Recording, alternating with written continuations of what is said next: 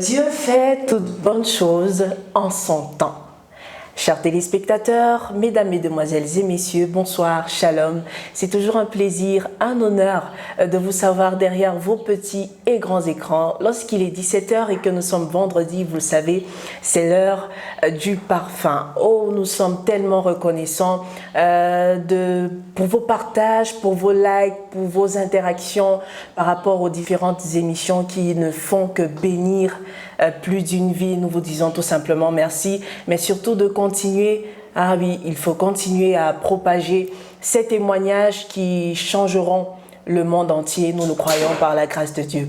Alors aujourd'hui encore, nous avons l'honneur, la grâce de recevoir une merveilleuse personne. Je suis sûre que vous allez l'aimer. Non seulement elle est entrepreneur, c'est une jeune dame, une jeune demoiselle dévouée pour la cause de Dieu.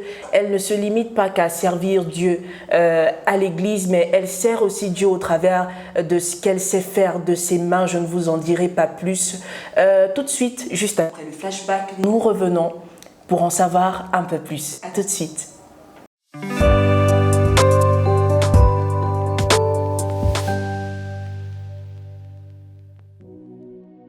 De retour sur le plateau, chers téléspectateurs, je vous le disais, nous sommes en compagnie aujourd'hui d'une merveilleuse jeune dame. Elle s'appelle Gladys. Gladys Mafeu. Gladys Mafeu. Bonsoir Gladys. Bonsoir Tata Elisa. Ah, tu peux m'appeler Elisa, il n'y a pas de tata ici. C'est pas grave, ça va. Ok. Ça va bien. Ça va super bien, merci. Tu as fait un long voyage De Douala pour ici. pour ici. Merci d'avoir accepté notre invitation. Plaisir partagé. C'est juste un honneur pour moi de pouvoir donner ma part de témoignage. Ok. Afin de bénir plus d'une vie. Amen. Merci beaucoup. Ok. Alors, qui est Gladys en quelques mots? Gladys Mafeu est une fille de 24 ans. Ok. Orpheline de père et de mère. Ok. Qui a eu le bac en 2018. Elle a décidé de se lancer dans la pâtisserie malgré vents et marées. Ok. Et aujourd'hui, à part la pâtisserie, il faut aussi dans les produits laitiers comme Biolay, qu'on peut voir ici sur la table. Publicité sur vous maintenant.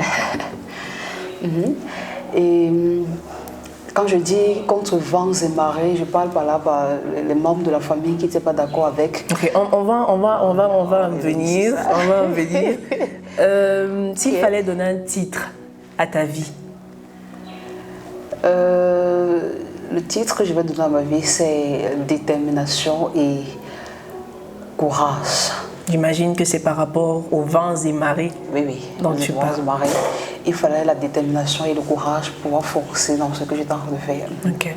Que représente l'année 2017 pour toi? L'année 2017 représente pour moi l'année où j'ai reçu le Seigneur Jésus. C'est cette année où je fais la rencontre d'un monsieur qui me parle de Jésus. Et vu les circonstances de la famille, les études qui étaient très compliquées, je décide de dire que vraiment, je veux vraiment recevoir ce Jésus. Parce que la façon dont il parlait de Jésus, tu voyais quelqu'un qui était passionné, quelqu'un qui était fou pour Jésus. Et j'avais l'impression de dire, genre, vraiment, tu ne peux pas parler d'une personne comme ça si toi, tu n'as pas fait une expérience palpable avec lui. Et en cette période-là même, j'étais vraiment malade. J'avais des problèmes de maux de tête chroniques. Et on me parlait d'opération.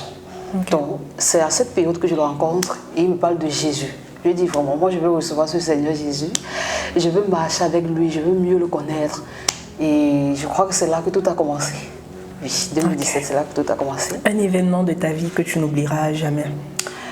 Un événement de ma vie que je n'oublierai jamais, c'est le décès de mes parents. Le décès surtout de la maman en 2013, qui m'a beaucoup bouleversée. Pas plus de détails? Qui m'a beaucoup bouleversée. Ok. Et qui a aussi marqué, parce que ça, comment on peut dire, marquer la vie de quelqu'un, parce que je voyais ma vie s'effondrer. Sa mort m'a amené à... J'ai essayé de me suicider 2 fois. Mais je bénis le Seigneur parce que ça n'a pas marché. Aujourd'hui, je suis là pour témoigner. Et montrer aux gens que le fait que tes parents sont décédés, la vie ne s'arrête pas là. Il y a des choses glorieuses qui arrivent et le Seigneur a prévu des choses, des bonnes choses pour toi et des choses glorieuses. Oui, la vie ne s'arrête pas quand ton père et ta mère décèdent. Voilà. Merci beaucoup. On se prend juste après cette transition.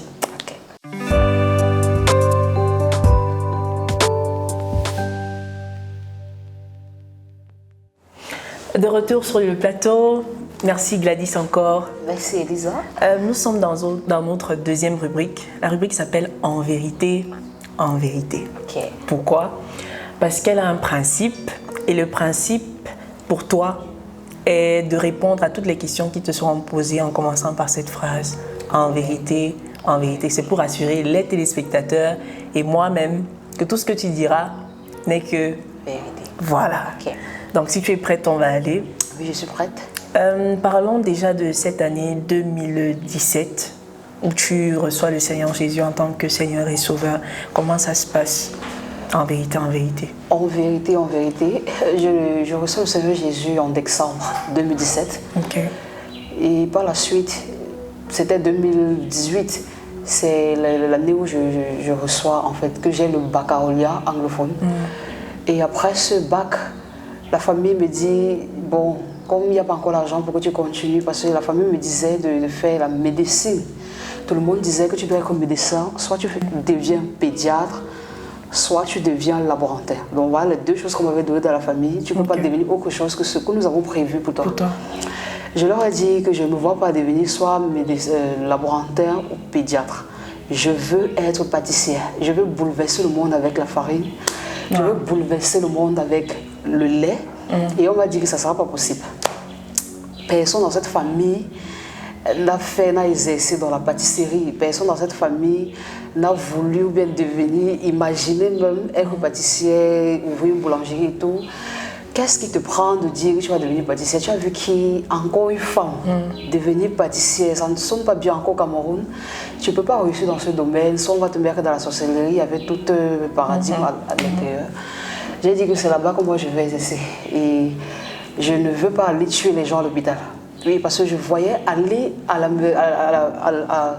l'hôpital, soit être laborantin ou pédiatre. Je ne savais pas encore de faire ce pourquoi le Seigneur m'a mis sur cette terre, parce que je sentais en fait que mon appel est plutôt autre part. Je ne me voyais pas soigner les enfants, je ne me voyais pas faire des analyses dans les hôpitaux et tout. J'ai dit que je ne veux pas, je préfère continuer dans la pâtisserie. On m'a demandé de choisir. Soit tu vas rester dans cette maison et faire la médecine que nous te demandons de faire, ou tu sors. Tu sors, tu peux faire la pâtisserie et le lait.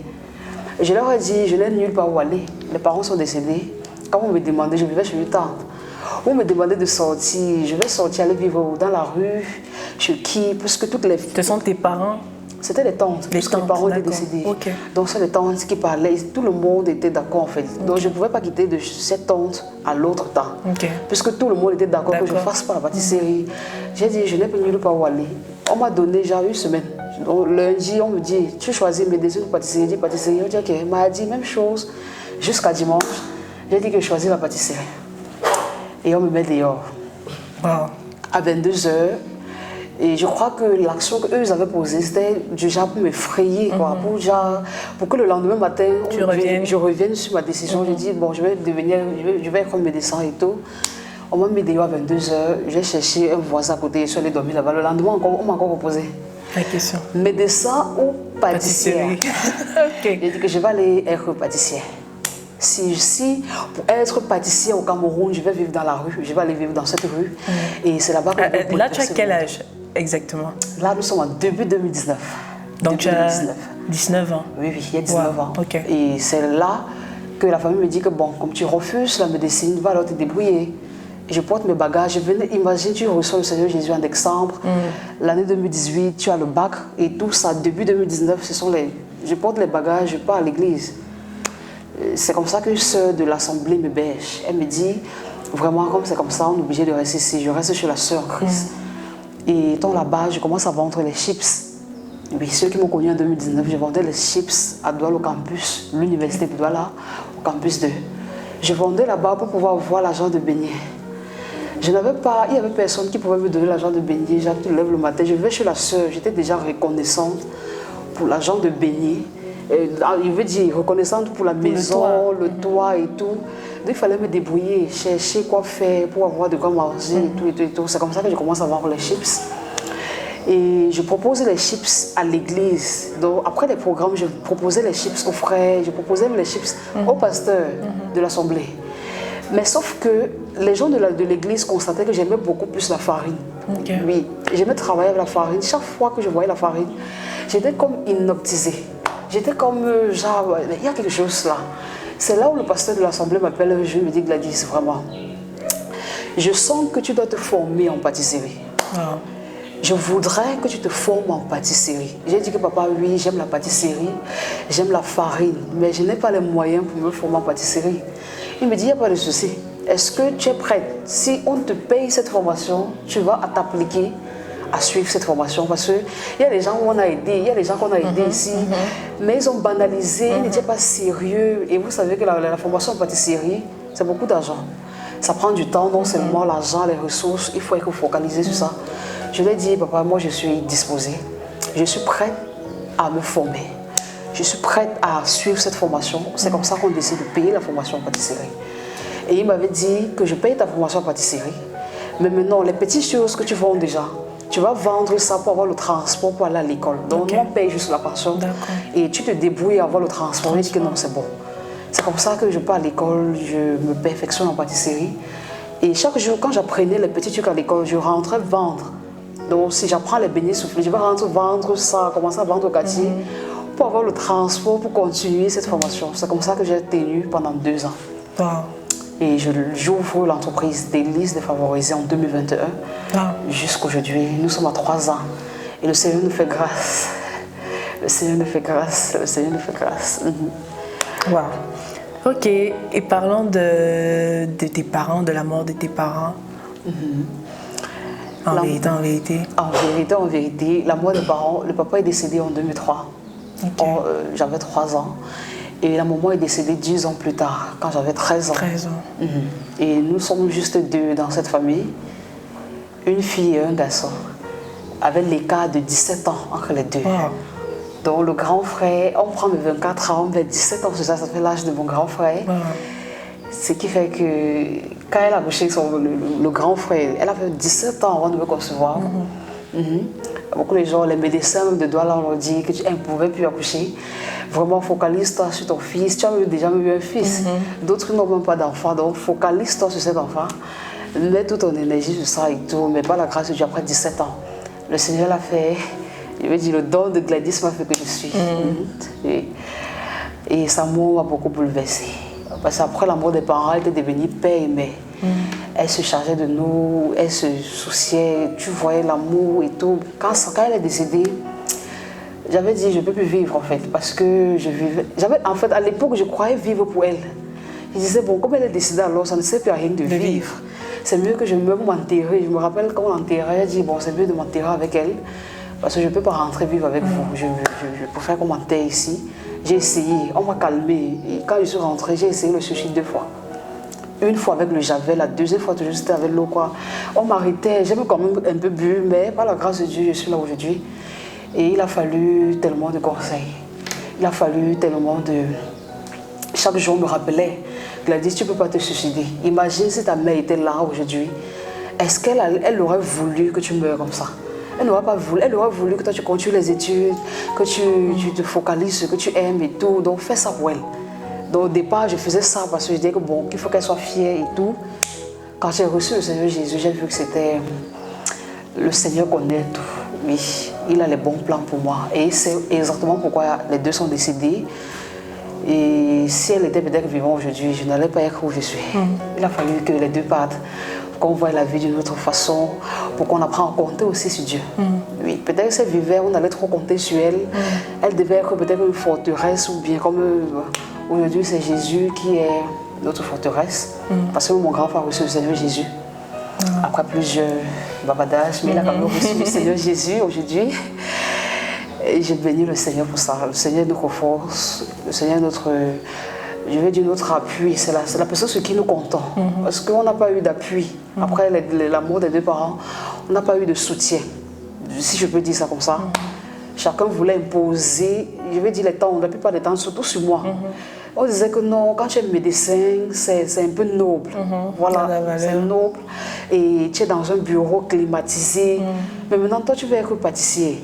Et tu vas aller travailler la farine, ça va même pas te donner l'argent et tout. Donc, il y avait tellement d'hérésie dans cette domaine. J'ai dit que bon, moi, je préfère pâtir.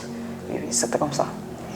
Dans l'atmosphère à la maison, je veux dire, après la mort de maman, par exemple, les gens chez qui tu as, les membres de ta famille chez qui tu as habité, l'atmosphère à la maison, c'était comment? L'atmosphère était tendue. J'ai vécu dans plusieurs maisons. Ok. Oui, parce que j'étais un peu comme balancée, comme ça. Je vais aller chez tel oncle, on va dire qu'il n'y a pas la pension pour les études, va ici. Donc, je finissais l'année, je pouvais commencer l'année à Dobassi, je finis à Dakar. Après, je commence à Cessy, je suis à Entrébi. Donc, c'était comme ça, balancé. Dans chaque maison, j'ai vu de ces principes. Chaque maison avait sa part de principe. On n'entre pas chez moi à 19h30, on ne fait pas ceci chez moi, on ne fait pas comme ça ici chez moi, concentre-toi. Mais ce qui m'a beaucoup plu dans cette famille, et donc moi je l'ai dit merci jusqu'à présent, c'est l'éducation. Okay. Je vais dire, ce sont les gens qui aiment l'école. Okay. Et ils étaient prêts à m'amener au bout du monde pour cette médecine. Ils étaient prêts à investir parce que j'ai fait la section anglophone. Okay. Et les études en médecine, section anglophone, la pension, quand on regardait les écoles là-bas, c'était à partir d'1 million. Et je voyais ma famille être capable de payer 1 million pour chaque année, mais ils n'étaient pas prêts à me donner 100 000 de capital pour cette pâtisserie que je voulais faire. Ils n'étaient pas d'accord, même 50 000, ils n'étaient pas d'accord. Mais ils étaient prêts à sortir 1 million. Genre la pension, on va faire 1 million, on veut que même si c'est 10 ans que tu vas faire là-bas. Parce que selon eux, la médecine est noble au Cameroun. Selon eux, quand tu vas faire 7 ans et sortir, tu seras respecté. Comme si les pâtissiers et les pâtissiers ne sont pas respectés. Et comme si c'est un métier de bas classe. Selon ce qu'on m'expliquait, c'est pas noble. C'est pas noble. On veut que tu sois médecin noble. Tu rentres avec fier et tout. Je leur ai dit que je suis désolée pour moi. Je suis désolée de vous décevoir à ce niveau. Merci pour l'éducation depuis jusqu'au bac. Je ne peux pas continuer. Je m'excuse vraiment, mais je ne peux pas continuer. Ça m'a valu 2 ans de rejet. Ça m'a valu 2 ans de pleurs et d'amertume. Ça m'a valu 2 ans de haine. Aujourd'hui, avec le Seigneur, la famille s'est réconciliée. J'ai dû, pour pouvoir avancer, il a fallu que je pardonne. Pour pouvoir avancer, il a fallu que je voie que c'était le plan de Dieu. Si je restais là-bas, je n'allais pas être à ce niveau. Je n'allais pas faire cette formation en pâtisserie. Il a fallu que le Seigneur m'écarte. En fait, le prétexte de me mettre des retours, c'était dans le plan de Dieu. C'est comme ça que moi j'ai compris après 2021. Aujourd'hui, nous sommes bien. Aujourd'hui, je forme les gens de cette famille. Je forme mes cousines, je forme la plupart des gens qui vont m'aider, je forme les enfants. J'ai formé 2 cette période, je crois, la session de 10 juin 2024. J'étais content. Donc tout le monde oubliait le fait que la pâtisserie n'est pas noble au Cameroun. Tout le monde oubliait que c'est la médecine qui doit donner. Maintenant, chacun veut vraiment voir la pâtisserie.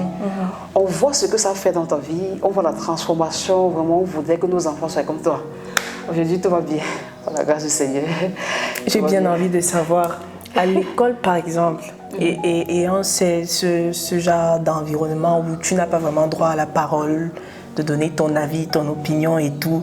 Et puis il y a aussi, j'ai envie d'appeler ça un traumatisme, le traumatisme de ne pas avoir ses parents près de soi. Est-ce que dans ton cursus scolaire, ça t'a, je veux dire quoi, ça t'a peut-être bouleversé au niveau des études, peut-être ton comportement, ta façon de voir les choses, l'amertume et tout ça. Comment est-ce que tu vivais la chose? Ok, en vérité. En vérité. C'est vrai que ça m'a bouleversée. Je suis quelqu'un qui bouge. Et après la mort des parents à l'école, j'étais devenue timide. Genre, tu n'as pas droit à parler. Tu vas dire quoi ici en fait? J'étais devenue calme, je n'avais rien à dire. Fais ce qu'on te dit de faire. Parce qu'il n'y a personne qui va te supporter, il n'y a personne qui va essayer de te comprendre. Donc je suis devenue timide. J'étais plus sociable. Je crois que ça m'a valu 1 an à l'école où j'ai dû reprendre la 3e. La mort de la maman m'a fait reprendre la 3e parce que j'étais plus focalisée. Quand j'arrivais à l'école, tout ce que je pensais, c'était la mort. La mort de la maman. Je n'ai plus de maman vraiment, je vais dire maman et tout. Quand je voyais les camarades de classe dire ma mère, tu vois, d'examen, ma mère, ceci, mon père, ceci, ça. L'idée vraiment, ça revenait.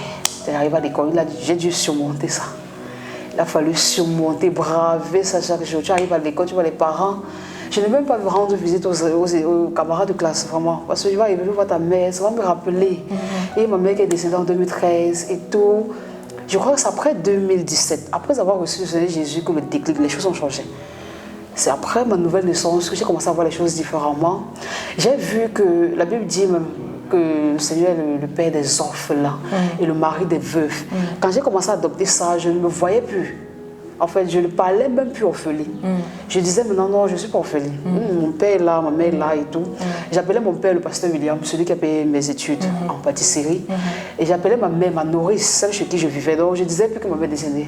Pour que tu saches que ma mère est décédée, il fallait vraiment entrer en profondeur ou bien trop poser des questions. Mais je ne te donnais même plus l'impression. Parce que la Bible m'avait dit que le Seigneur est le Père, Dieu est le Père des orphelins. Donc je marchais maintenant avec cette conscience-là que je suis pas orpheline. J'ai un Père en fait qui dépasse même vos pères. J'ai un Père qui veille sur moi, un Père qui ne dort pas 24 heures sur 24.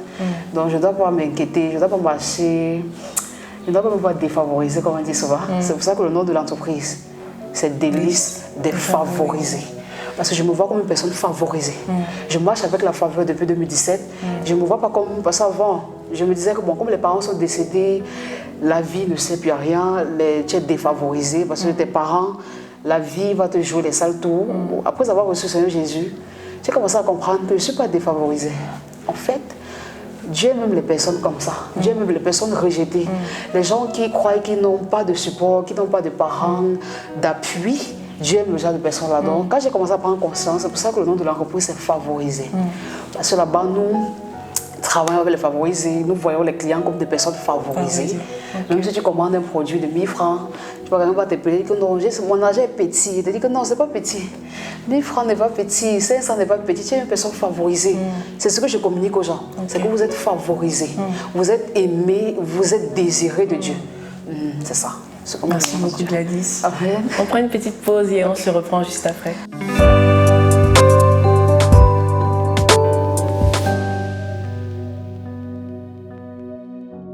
De retour sur le plateau, chers téléspectateurs, je viens de déguster un délice, un parmi les nombreux délices des favorisés Biolay. Je ne vous dis pas comment c'est, il faut acheter pour savoir. Merci, fin de la publicité. Alors Gladys, tu nous as parlé de cette période-là où tu as eu à vouloir commettre, je veux dire quoi, un suicide, plus d'une fois, c'est-à-dire 2 fois. J'imagine que c'est passé par une période de dépression. Comment est-ce que tu as fait justement pour te débarrasser de cette envie-là? Comment j'ai fait En vérité. En vérité. Comment j'ai fait pour me débarrasser de cette envie, de cette idée? Parce que c'est d'abord une pensée. Je crois que la pensée m'a vraiment quitté quand j'ai reçu le Seigneur Jésus en 2017. Parce que... Donc de 2013 à 2017. Oui, parce qu'elle décède en décembre 2013. On fait le deuil en 2014. Donc de 2014, 2015, 2016... ma tête était toujours bon. Ce qu'on fait ici, là, le jour où ma tête va justement boire le javel, j'avais toujours l'idée de... Donc, je partais à l'école parce qu'il faut partir. J'ai dit qu'un jour, là, vous allez me chercher, vous allez me trouver. J'avais toujours cette pensée parce que je me voyais, donc j'avais l'idée, je me disais, genre, je ne suis pas à ma place, de un. Je ne suis pas là où il faut que je sois, je ne suis pas avec mes parents, les enfants de la maison. J'avais toujours l'impression que bon, on ne me prend pas comme l'enfant de la maison. C'était une pensée. Malgré les études qu'on payait, malgré l'argent de baigner, il y avait toujours un manque affectif. L'amour maternalisait, bon, toujours je ne suis pas à ma place. On me parle comme ça parce que ce n'est pas ma mère. On me parle comme ça parce que je ne suis pas leur fille. Il y avait ce sont les pensées là comme ça qui me nourrissaient, qui me donnaient l'envie de me suicider. Parce que le suicide est d'abord une pensée. Et c'était les pensées là que j'entretenais, genre je ne suis pas à ma place. Je ne suis pas leur fille, on me parle comme ça parce que je ne suis pas leur enfant. Ma mère est décédée, si ma mère était là, elle ne devait pas dire ça. Il y avait toujours les trucs comme ça. Et le fait d'entretenir ça, se dire qu'un jour, malgré les 2 tentatives, un jour je vais toujours boire le javel, je vais mourir, vous ne serez même pas là. Quand je reçois dans le Seigneur Jésus en décembre, comment ça arrive à l'église, le fait d'être déjà dans une communauté, dans une assemblée, où les paroles, parce qu'il y avait certaines paroles qu'on disait dans la maison qui étaient très différentes de celles de l'église. Genre la façon de faire, si tu ne vas pas réussir, il y avait des trucs. Quand j'arrive à l'église, je vois une autre façon de penser. On me montre une autre facette de la vie. La vie est belle avec Jésus. Je voyais les gens, les jeunes vivre, ils étaient bien. Parce que j'étais dans le groupe, je suis arrivée dans le groupe des jeunes. Tu voyais les jeunes enthousiastes. Tu voyais les jeunes prêcher l'évangile. Tu vois la vie et tout. D'autres jeunes qui avaient même perdu leurs parents, mais qui étaient remplis de zèle pour Jésus. Il dit que, mais qu'est-ce qui fait que celui-ci, malgré le fait que ses parents sont décédés, il est lui bien. Il n'a pas lui les pensées, il ne donne même pas l'impression qu'il est orphelin. Donc c'est dans cette optique, quand j'ai commencé à voir ces jeunes et lire la parole de Dieu, je crois que c'est là-bas que les pensées ont commencé à être changées. Voir que je ne suis pas défavorisée. Oui, les parents sont décédés, c'est vrai ici, c'est pas ma mère et tout, mais je dois l'adopter comme ma mère.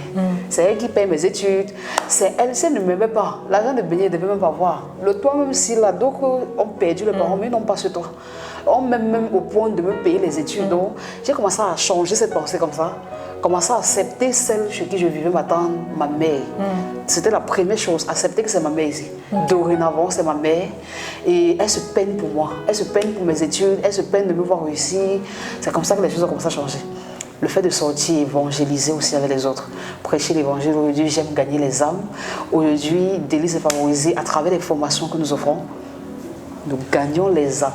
En fait, les formations sont comme des prétextes pour prêcher l'évangile aux gens. Parce que je ne peux pas mettre une affiche et dire que bon, quand vous venez là, venez pour le gospel.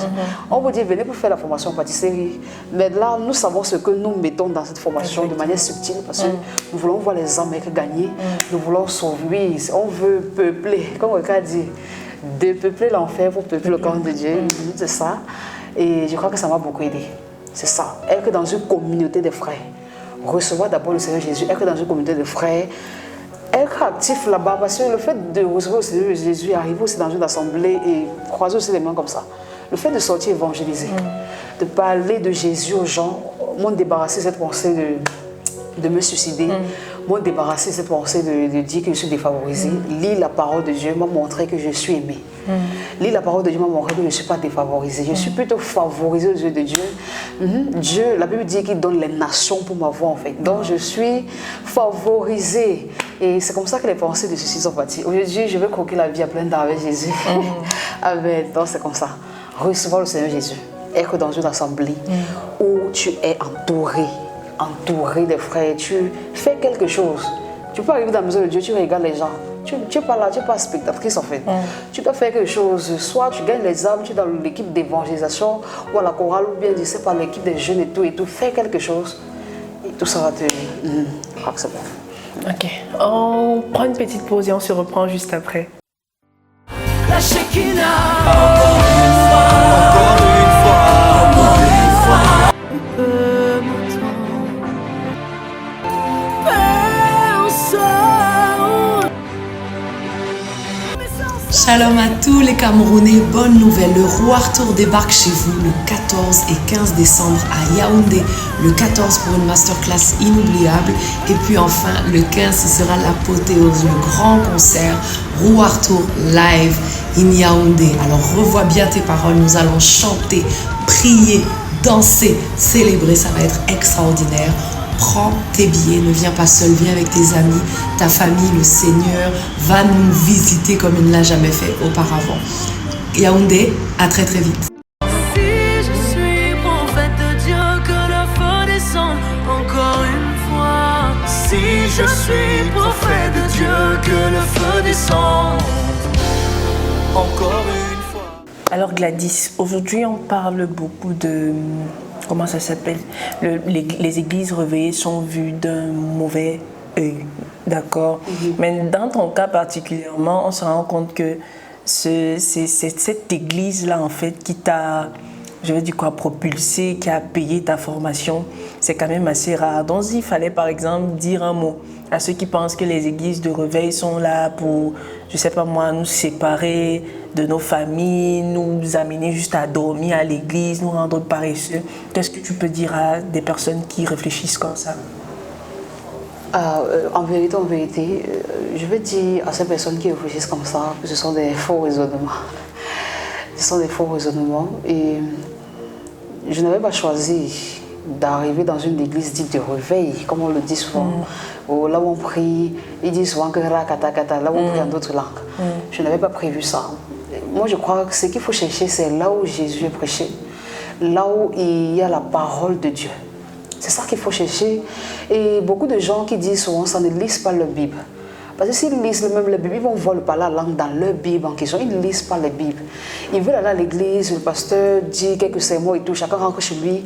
Dans sa vie, beaucoup, les gens vont m'excuser vraiment. Les jeunes, la conception des gens, c'est aller à l'église. Le pasteur dit quelques trucs, on rentre, on revient dans notre vie normale. Notre vie de péché, notre vie d'impudicité, notre vie de débauche, chacun veut vivre. C'est ça que les gens veulent en fait. Ils veulent vivre ce genre de vie-là. Tu arrives à l'église, on te parle un peu, on te donne des paroles d'excitation, si je peux dire ça comme ça. On t'excite un peu et dès que tu arrives à la maison, c'est pas ça la vie chrétienne. La vie chrétienne, c'est de reproduire Christ là où tu es. La vie chrétienne, c'est de faire de toutes les nations des disciples. Moi, je crois que c'est ça. Aller dans le monde et de faire de toutes les nations des disciples. Tu ne peux pas faire des disciples si toi-même tu n'es pas devenu disciple.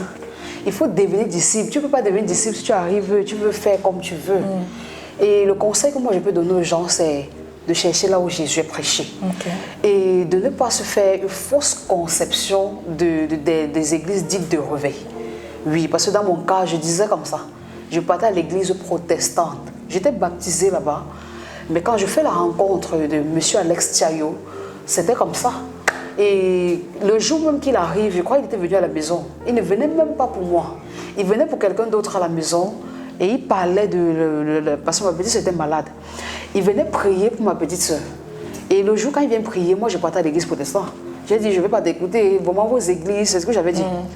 Vos églises dites de réveil, je ne suis pas d'accord. Je me prie pas en d'autres langues, je ne suis pas dedans.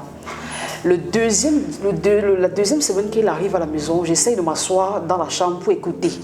Je voulais un peu voir un peu la différence, pour écouter, bon, qu'est-ce qu'il va leur dire de nouveau. Parce qu'à l'église protestante et tout, quand je m'assois dans la chambre, la façon de parler, tu sentais la vie dans ses paroles. Je suis restée dans la chambre et dit que bon, ce que je vois à l'église protestante, et ce que je suis en train d'écouter ici, c'est deux mondes différents. Mais il y a quoi de différent? C'est la vie, cette vie-là. En fait, moi, je crois, le fait d'être disciple et de vouloir communiquer la vie aux gens. Je suis sortie et dit que bon, tonton, ta façon de parler, je veux parler comme toi. Parce que la façon dont tu parles de Jésus, à l'église protestante, on ne va pas parler de ça. Je ne dénigre pas l'église protestante, je suis désolée. Mais je dis ça, c'est parce que dans les églises dites, là où on dit catholique, protestant, il y a trop de formalisme. On ne laisse pas l'esprit se mouvoir. Ça, c'est le deux. On veut venir, chacun veut venir faire le formalisme, rentrer vivre dans la vie de péché. C'est pour ça qu'il n'y a pas la vie là-bas dans ces églises-là. Il n'y a pas la vie là-bas parce que le Saint-Esprit ne se meut pas dans le péché. Le Saint-Esprit ne se meut pas dans l'impudicité. Et les gens là-bas font trop d'hypocrisie et de folklore. Donc on vient à l'église, on rit, mais dès que tu rentres à la maison, on est dans l'impudicité, la pornographie, chacun est dans sa vie. Bon, maintenant, je crois, le jour quand j'ai écouté tonton Alex, je l'ai dit, je vois la différence en fait. Je veux parler comme toi. Je veux parler de Jésus comme toi. Quelle est la différence? Je veux voir quelle est la différence. Et comme on prêchait l'évangile, on m'a appris à suivre de manière disciplinaire que disciple. C'est là où j'ai vu, quand tu es disciple, tu ne fais plus comme tu veux.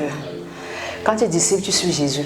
C'est ça qui fait la différence entre les églises dites de réveil et les églises qu'on connaît.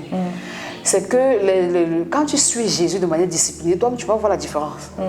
Tu vas voir la différence. On ne va même pas te demander de parler en d'autres langues. Quand ils sont arrivés là-bas, on va dire que bon, le fait je me rappelle un samedi, on va arriver à la JAR, les jeunes, on prêchait juste comme ça. Pas, je suis tombée sur l'onction.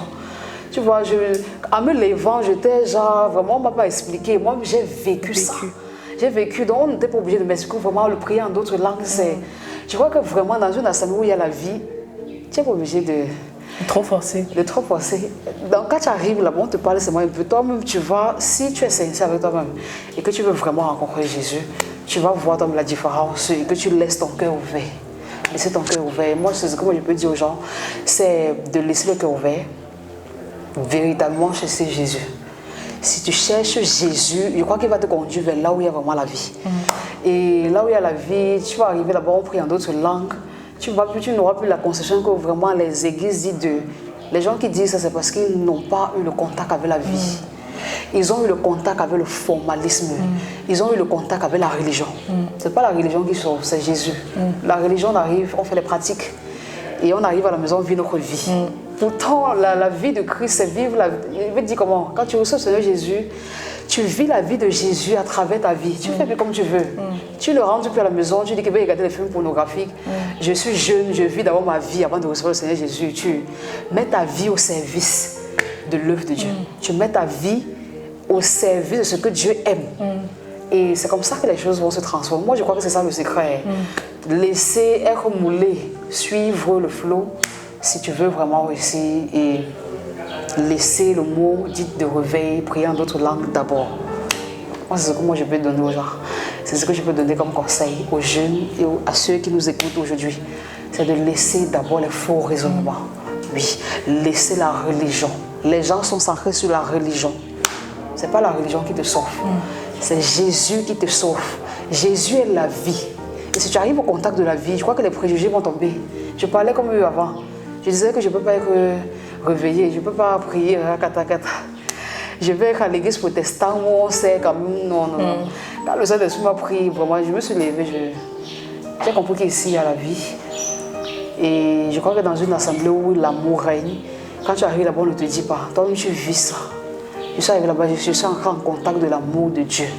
L'amour de là où je suis arrivée m'a rappelé l'amour de Dieu pour moi.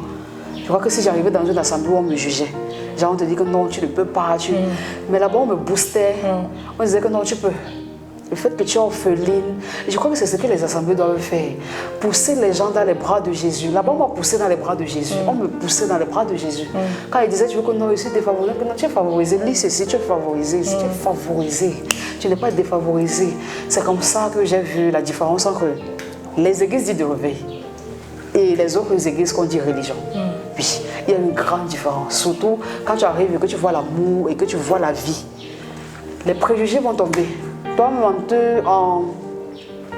je vais expliquer ça comment Elisa. Toi-même, en parlant en d'autres langues, tu ne te rends pas compte. Parce qu'on ne m'a pas imposé, même pourquoi moi je prie en d'autres langues. On n'est pas arrivé, on m'a dit que bon, on reçoit le prix en d'autres langues. Je suis arrivé à un programme comme ça, il était disposé. Je voulais parler comme ces gens qui parlaient, je voulais prêcher l'évangile comme ça parce que j'ai vu ce que ça fait dans leur vie. C'est comme ça que ça m'a saisi. Et aujourd'hui, je suis ce que je suis. Je ne suis pas encore arrivé là-bas, mais je suis déjà quitté. Tu es quelque part. Ici, à quelque part. Nous aussi, nous sommes disposés à aller dans notre dernière rubrique. Tout de suite, c'est Room for Two. À tout de suite.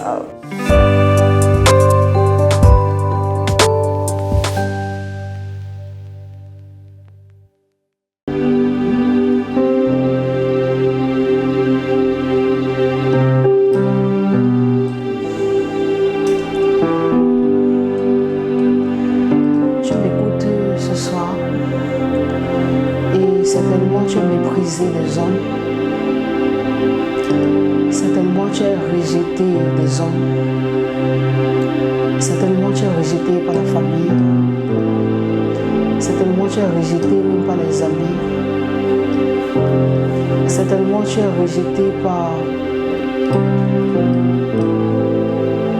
tes parents. Oui, parce qu'il y a les cas où ce sont tes propres parents même qui te rejettent. Soit peut-être parce que tu as fait le choix de recevoir le Seigneur Jésus. Mais ce que je veux te dire aujourd'hui, c'est que tu n'es pas délaissé. La personne qui te parle aujourd'hui, c'est celle qui a été rejetée par la famille. La personne qui te parle aujourd'hui, c'est celle qui a connu le rejet total de tous les membres de la famille. C'était pas juste une personne, c'était tout le monde, toute la famille qui a dit qu'on ne te veut pas parce que tu as reçu le Seigneur Jésus, tu allais dans une église de réveil et que tu as choisi de faire la pâtisserie. Peut-être qu'aujourd'hui tu as perdu ton père, tu as perdu ta mère et tu crois que la vie est finie pour toi.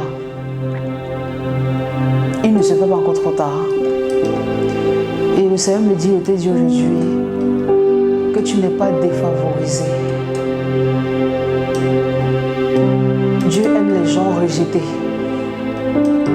La Bible dit qu'il prend les choses folles pour confondre les sages. La plupart du temps, ce sont les gens qui sont rejetés comme ça que Dieu cherche. Dieu cherche les gens rejetés. Dieu cherche les gens méprisés. Dieu cherche les gens opprimés. maltraité.